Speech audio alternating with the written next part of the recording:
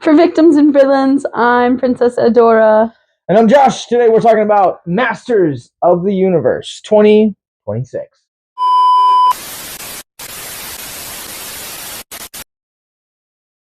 Masters of the Universe 2026 finds Prince Adam on Earth, where a mysterious power from his past resurfaces, and in order to save Eternia, he must unite with old allies, battle Skeletor, and possibly fulfill his legacy. So I had an absolute blast with this movie. I feel like when you go to the movies, summertime, you got the heightened, all of the blockbusters. This is typically when your Marvel movies come out, your DC movies come out. This is like prime time for these franchise movies. And this is a franchise that has been dormant for quite some time. This movie embodies every bit of the word blockbuster. It's fun, it's emotional, it's got a great score. We'll talk about it, but just absolutely incredible. And I'm actually excited to kind of see the future of this franchise now. All in all, I thought it was a very wholesome movie. Costuming's incredible. Casting's incredible. The score, I can't even get into the score right now. It was so good. But really, the only word that comes to my mind is nostalgia. I felt like I was taking a trip that was long overdue. I'm really glad you kind of bring up the subject of nostalgia. This movie feels like it is kind of a retread of some of the, the 80s nostalgia we saw, the kind of the birth of Stranger Things. And I think this movie kind of really embodies it. And I don't think that there's anything that embodies it more than the music choices that this film goes for, whether you're talking about the score from Daniel Burton, who both of us really love this score, but also a lot of the choices that we get in terms of, Four Non-Blondes, Queen, a lot of the other kind of more mainstream songs from the 80s and 90s. The score, oh my gosh, I can't say enough. Daniel Pemberton has quickly become like one of my favorite, and he's been around forever. Like he did The Awakening as well, but one of my favorite composers of this year, 2026. He did the drama, Project Hail Mary, and now Masters of the Universe. You get like so much. You get the orchestration, but you also get the big band feel, but you also still get the like synth of the 80s. I loved every single minute of every song in that movie. I think probably one of my favorite moments in this movie with music is the use of Four Non-Blondes, What's Up. If you don't really know, He-Man kind of became a meme right around the time of YouTube with that song. And it was really great to kind of see them kind of really embrace the sillier side of the franchise. This is a film that I also felt like didn't take itself too seriously, especially with Skeletor. A lot of just really goofy moments that often were surprising. The humor in that particular performance was definitely an interesting choice, added to the character. But all of the actors and actresses in this movie put on quite incredible performances. Idris Elba, love to see him. He's in a very classic, iconic, gives you the dad feels role. And then, surprisingly enough, I'm used to seeing Nicholas Galitzine as kind of like the secondary character. I first saw him in Cinderella with opposite Sophia Carson. So I'm really used to seeing him being like in these movies with very, very strong female leads. And Camila Mendes is actually a very strong female lead, one of the biggest female leads in Riverdale. And that was on air.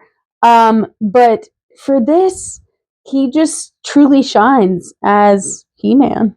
I had my reservations about Galitzine as the titular character here, mostly because I too had also kind of seen him in secondary or tertiary roles, and every once in a while, you see an actor that's kind of known to be more of a character actor kind of break out, and he really embraces kind of the awkwardness of Adam really well, but also really rises to the occasion for some of the film's more emotional beats, especially during the third act, and also the action sequences in this. Not only are they not only is the fight choreography in this really top notch, camera fluidity also is superb.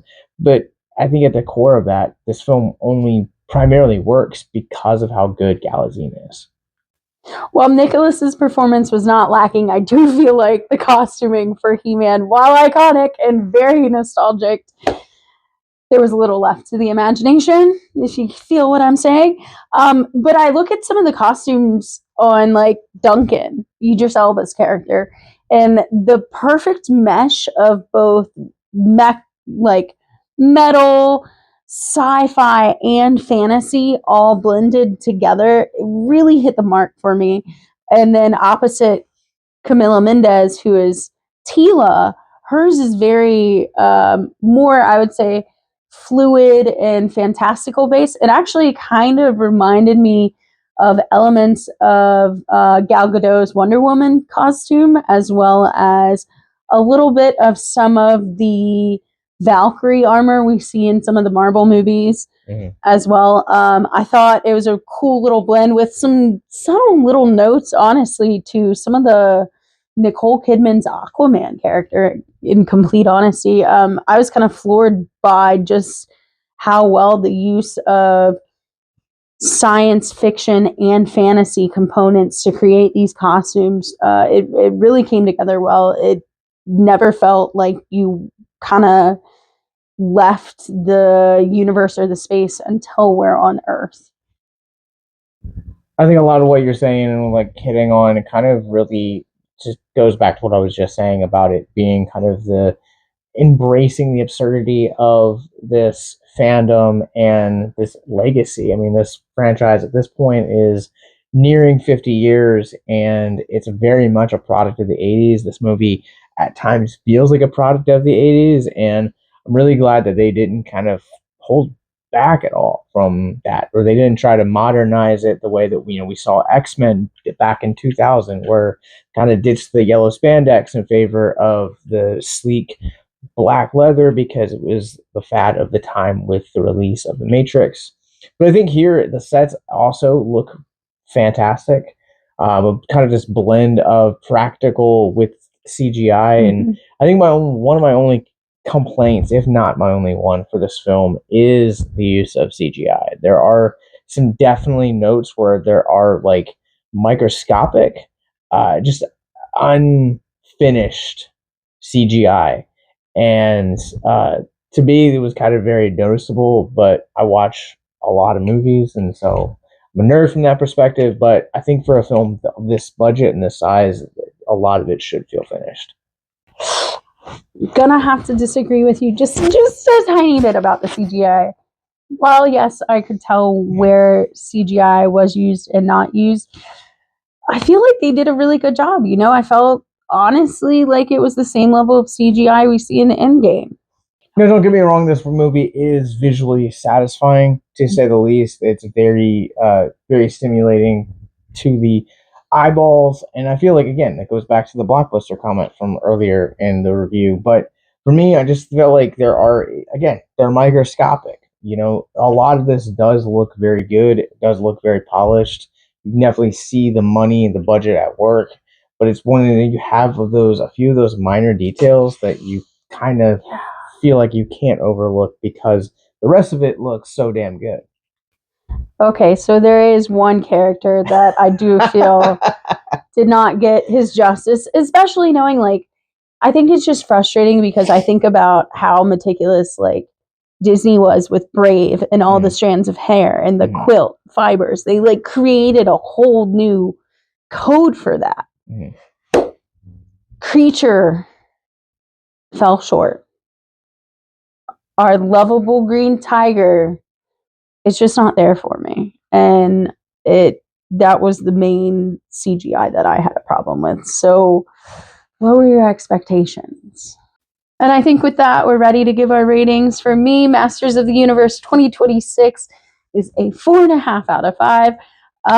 Aside from the little CGI blip with Creature, I loved it. It brought a lot of nostalgia. Do I wish maybe some characters had have made some appearances? Yes, I do. But do I think we're going to get more movies? Yes. The casting was phenomenal. The costuming was great, and the score, Daniel Pemberton, you might be my composer of the year. Sir, you are doing fantastic things. Go see it, dress up, have fun, and live the adventure. For me, I don't have the nostalgia that a lot of folks coming into this movie are going to have. This was not a property that I grew up on. I was a Thundercats dude growing up, but I still had a lot of fun with this movie. I'm going to go ahead and give Masters of the Universe a 4 out of 5. Overall, I agree with everything you said. I think for me, though, this film just didn't quite hit as hard. This movie is way funnier than I was expecting it to be, the emotional beats, but it is Nicholas Galitzine that I am going to say go see this. Like, he embodies He-Man. Both the fact that this film also embraces the legacy from its seriousness, but also these like more goofy, more meme culture moments of the He-Man franchise, I really admired. And if you're looking for a little extra eye candy, Nicholas Galitzine is shirtless quite a bit, and it's definitely tickles the fancy. It's okay, buddy. In the show notes below, you guys will find links to the show times as Masters of the Universe opens June 5th from MGM Studios. In the show notes below, you guys will also find links to our podcast network, more movie reviews like this, links to our social media, that subscribe button, and most importantly, our mental health resource library. This one, we're going to be doing something just a little bit differently. We're going to be publishing an article that's going to divulge into the mental health aspect of this film, since it is June is National Men's Mental Health Month. So be in the lookout for that as well on our socials. By the power of Grayskull, remember to stay classy.